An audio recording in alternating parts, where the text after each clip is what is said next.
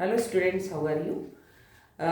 आज मैं आपको सृजनात्मकता को बढ़ाने के उपाय बताने जा रही हूँ। लेकिन मैं पिछली वीडियो का बता दूँ आपको, पिछली 2 वीडियो में मैंने concept of creativity and process and characteristics of creativity बता चुकी हूँ। अगर आपने उसको मिस कर दिया है तो प्लीज़ आप उसको वॉच करिए।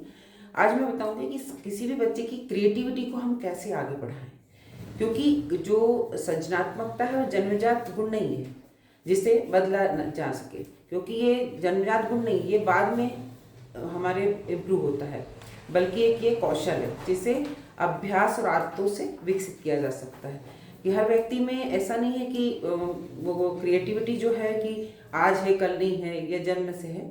ये हम इसको धीरे धीरे डेवलप कर सकते हैं।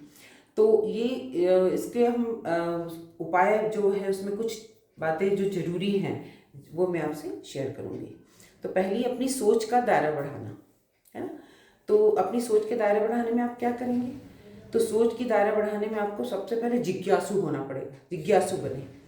जिज्ञासु बने से मतलब छोटे बच्चों को आपने देखा है कि जैसे प्लेन भी उड़ रहा है, आप कहते हो प्लेन क्यों उड़ रहा है, उनको सवाल का जवाब दो, प्लेन क्यों उड़ रहा है ना। तो हमेशा क्यों और कैसे पूछने की आदत डालो। तो इस टाइप की आदत जब रहेगी तो हम जिज्ञासु रहेंगे। फिर विविध विषयों को पढ़ें, मतलब सिर्फ ऐसा नहीं कि हमको सिर्फ हमारा सब्जेक्ट पढ़ना है तो हम पढ़ें। हम डिफरेंट टाइप के सब्जेक्ट को पढ़ें। जैसे हमें हिंदी आती है तो हम इंग्लिश पढ़ें, संस्कृत पढ़ें, है ना, अवधी पढ़ें। तो हम विविध भाषाओं को पढ़ें जिससे हमारी क्रिएटिविटी डेवलप हो। फिर मानसिक अवरोधों को तोड़ें। क्रिएटिविटी बढ़ाने के लिए मानसिक अवरोधों को तोड़ना पड़ेगा। मानसिक अवरोध कौन से होते हैं? जैसे कोई एक बार किसी ने प्रयास करा कुछ बनाने का मॉडल और बना नहीं पाया, सक्सेस नहीं हुआ, है ना, तो वो असफलता का डर, असफलता हो जाएगी, हम नहीं बना पाएंगे। तो असफलता का डर छोड़ना है ना। रिस्क लेना है, कोई भी चीज़ काम करने की रिस्क लेना है। तो ये चीज़ होगी तो हम मानसिक अवरोध तोड़ सकते हैं। फिर ब्रेन स्टॉर्मिंग करें। अब ब्रेन स्टॉर्मिंग क्या होती है आप कहेंगे?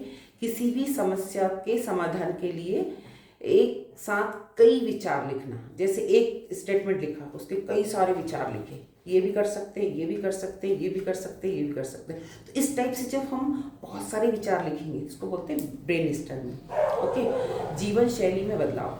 अब हमारे जीवन है तो हमारी जो दिनचर्या है, जो शैली है, उसमें हमें चेंजेस लाना होगा। चेंजेस लाने के लिए हम क्या करेंगे?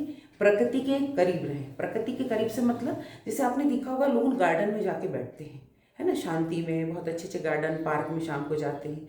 तो हम वहाँ पेड़ पौधों उनसे उनकी सेवा करना, पौधे लगाना, तो इस टाइप से हम प्रकृति के नियरेस्ट रहेंगे। फिर पर्याप्त नींद और ध्यान। हमको बिल्कुल 6 से 7 घंटे नींद लेना जरूरी है। और प्राणायाम करें, ध्यान करें, जिससे हमारे कंसंट्रेशन होगा और हम बहुत सारी एक्टिविटीज़ कर पाएंगे। लिखने की आदत डालें। कई लोग रहते हैं लिखने में बहुत ज़्यादा पीछे हटते हैं, तो लिखने की आदत डालें। जब लिखेंगे तो हमारे अंदर क्रिएटिविटी, हमारे अंदर विचार आएंगे, फिर नए नए हम सोच के लिखेंगे। ठीक है। नई तकनीकों का प्रयोग। अब नई तकनीकों का प्रयोग क्या है? जैसे मॉडर्नाइजेशन है, आपको नई नई तकनीकों का प्रयोग करना है। तो उसमें भी नई नई तकनीक के द्वारा भी, जैसे हम इंटरनेट के द्वारा, हम कंप्यूटर के द्वारा, हम बहुत सारी चीज़ों के द्वारा क्रिएटिविटी कर सकते हैं। तो उसमें माइंड मैपिंग करें, हमारे दिमाग को ऐसा सेट करें ताकि हम बहुत सारी चीज़ें कर सकें। फिर है कि सिक्स थिंकिंग का हेड्स का मतलब होता है कि 6 थिंकिंग हेड्स का मतलब होता है नकारात्मक और सकारात्मक सोचें। ओके। फिर खुद को समय दें। कभी कभी क्या होता है, हम सबके लिए समर्पित होते हैं।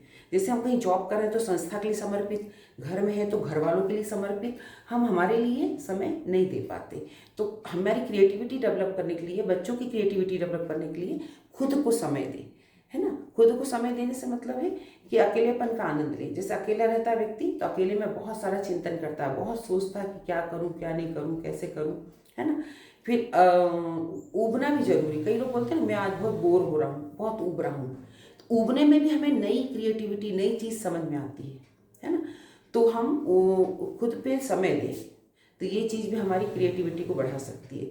फिर हम लर्निंग की आदत डालें, ज़्यादा से ज़्यादा लर्न करें, तब हमारी क्रिएटिविटी बढ़ेगी। ठीक है। तो आज के लिए इतना ही। Thank you so much.